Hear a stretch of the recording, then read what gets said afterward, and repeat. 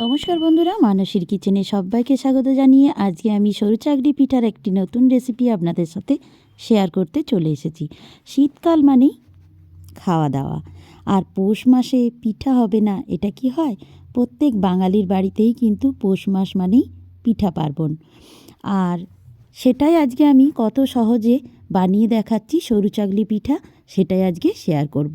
আগেকার দিনে মা কাকিমারা তো প্রচুর পরিশ্রম করে সরু চাকলি পিঠা বানাতো, তবে তার স্বাদ হতো কিন্তু অমৃত।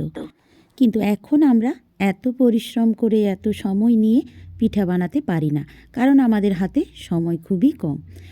সবাই এখন ব্যস্ত, এই ব্যস্ততার মধ্যে পিঠা এত কিছু ঝামেলা করে বানানো সম্ভব নয়। তাই ইজি প্রসেসে কিভাবে সরু চাকলি পিঠা বানাবেন সেটাই আমি আজকে শেয়ার করেছি আপনাদের সাথে। দেখুন, একটা আগে থেকেই দেখিয়ে দিলাম। আমি সুজির প্যাকেট নিয়েছি আর একটা ডেসিকেটেড কোকোনাট পাউডার যেটা পাওয়া যায় বাজারে, সেটাই আমি একটা প্যাকেট নিয়ে এসেছি, আর কিছুটা ময়দা রেখেছি। এবার ওই সুজির প্যাকেটটাকে কেটে নিলাম, আর এই কাপের 1 কাপ আমি সুজি নিলাম। আর দেখুন, এই ময়দাটা রেখেছি, ময়দা থেকে আমি 2 চামচ ময়দা নিয়ে নিচ্ছি।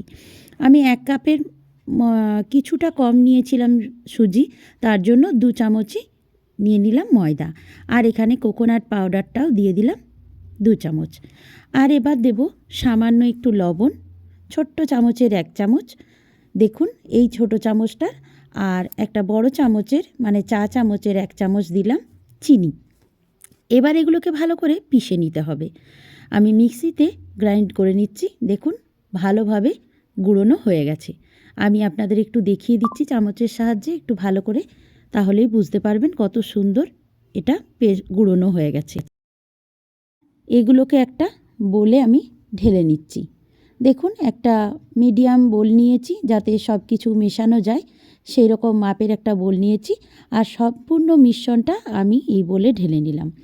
এবার আমি অল্প অল্প করে জল দিয়ে এটার একটা গোলা বা ব্যাটার তৈরি করব। এই জলটা কিন্তু একেবারে বেশি পরিমাণ ঢেলে দিলে চলবে না, অল্প অল্প করে দিয়ে তারপর ব্যাটারটা তৈরি করতে হবে, যাতে ঘনত্বটা ঠিক থাকে।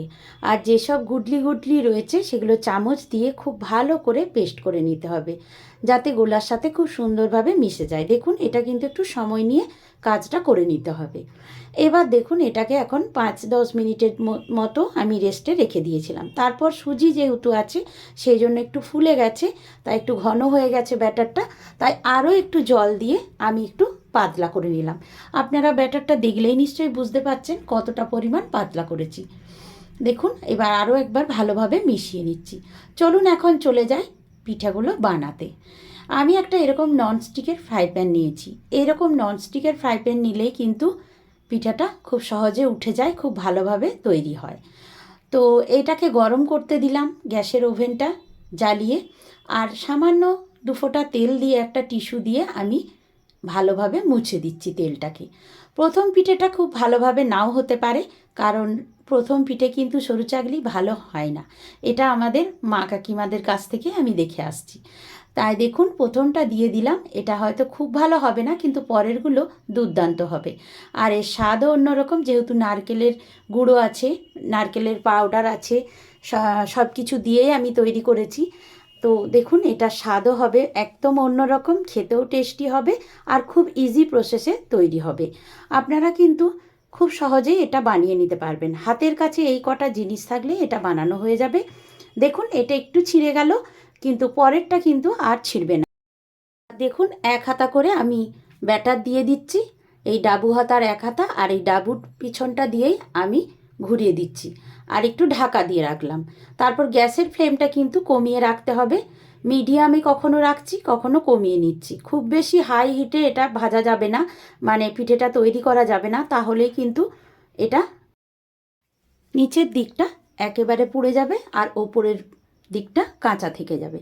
তাই দেখুন, 1 হাতা করে এইভাবে প্রত্যেকটা পিঠা আমি তৈরি করে নিচ্ছি, আর এই ডাবু দিয়েই ঘুরিয়ে যেভাবে সরু চাকলি তৈরি হয় এইভাবেই করে নিচ্ছি। দেখুন, আবারও ঢাকা দিয়ে এইভাবে আমি পিঠাগুলো তৈরি করে নিলাম। আর আপনারা দেখলেই বুঝতে পারছেন কত সহজে এগুলো উঠে গেল। চলুন এবার প্লেটিং করে নিই। আর খেজুরের গুড় বা নলেন গুড় থাকলে এই পিঠে খাওয়ার স্বাদই কিন্তু আলাদা। তো এইভাবেই তৈরি হয়ে গেল আমার সহজ পদ্ধতিতে বানানো সরু চাকলি পিঠা। আপনারাও কিন্তু খুব চটজলদি এইভাবে বানিয়ে সরু চাকলি পিঠা খেতে পারেন। আপনাদের একটু দেখিয়ে দিচ্ছি আমি প্লেটিং করে, এবং পিঠাটা ছিঁড়েও আপনাদের দেখিয়ে দিচ্ছি যে এর ভেতরে কোনো রকম কাঁচা অংশ নেই। দেখলেই আপনারা বুঝতে পারবেন। এরকম গরম গরম পিঠার সাথে থাকে যদি এরকম নলেন গুড়, তাহলে কিন্তু আর কিছু লাগে না।